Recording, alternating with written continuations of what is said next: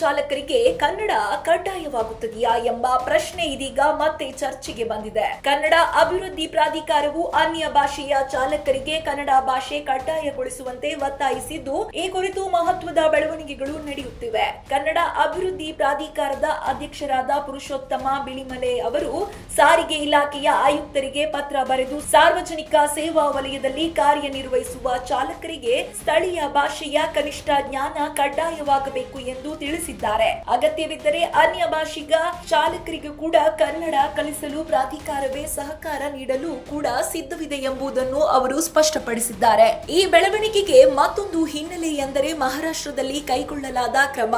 ಅಲ್ಲಿ ಮರಾಠಿ ಭಾಷೆ ಗೊತ್ತಿದ್ದವರಿಗೆ ಮಾತ್ರ ಆಟೋ ಮತ್ತು ಕ್ಯಾಬ್ ಚಾಲನೆಗೆ ಲೈಸೆನ್ಸ್ ನೀಡುವ ನಿಯಮ ಜಾರಿಯಲ್ಲಿದೆ. ಇದೇ ಮಾದರಿಯನ್ನು ಕರ್ನಾಟಕದಲ್ಲೂ ಜಾರಿಗೊಳಿಸಬೇಕು ಎಂದು ಕನ್ನಡ ಪರ ಸಂಘಟನೆಗಳು ಆಗ್ರಹಿಸುತ್ತಿವೆ. ಪ್ರಸ್ತುತ ರಾಜ್ಯದಲ್ಲಿ ಹಲವಾರು ಬಾರಿ ಅನ್ಯ ಭಾಷಿಕ ಚಾಲಕರು ಮತ್ತು ಕನ್ನಡಿಗ ಪ್ರಯಾಣಿಕರ ನಡುವೆ ಭಾಷಾ ಅಸಮಾಧಾನದಿಂದ ವಾಗ್ವಾದಗಳು ನಡೆಯುತ್ತಿರುವುದು ಗಮನಾರ್ಹವಾಗಿದೆ. ಇದು ಸಾರ್ವಜನಿಕ ಸೇವೆಯ ಗುಣಮಟ್ಟಕ್ಕೂ ಕೂಡ ಧಕ್ಕೆಯಾಗುತ್ತಿದೆ ಎಂಬ ಆತಂಕ ವ್ಯಕ್ತವಾಗಿದೆ. ಇದೀಗ ಪ್ರಶ್ನೆ, ಕಾನೂನು ಏನು ಹೇಳುತ್ತದೆ? The Karnataka on demand transformation technology aggregators rules 2016 ನಿಯಮಗಳ ಉಪನಿಯಮ 8 ಪ್ರಕಾರ ಕರ್ನಾಟಕದಲ್ಲಿ ಕಾರ್ಯನಿರ್ವಹಿಸುವ ಚಾಲಕ ಕನಿಷ್ಠ 2 ವರ್ಷ ರಾಜ್ಯದಲ್ಲಿ ವಾಸಿಸಿರುವವನಾಗಿರಬೇಕು.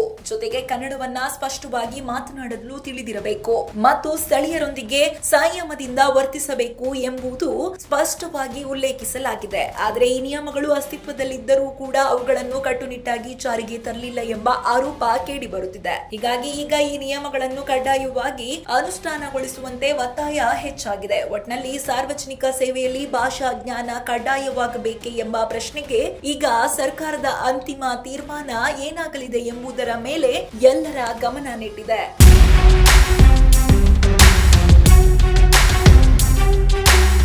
ಇನ್ನಷ್ಟು ಹೆಚ್ಚಿನ ಮಾಹಿತಿಗಾಗಿ Saptashwa TV Kannada YouTube channel ಅನ್ನು ಸಬ್ಸ್ಕ್ರೈಬ್ ಮಾಡಿಕೊಳ್ಳಿ.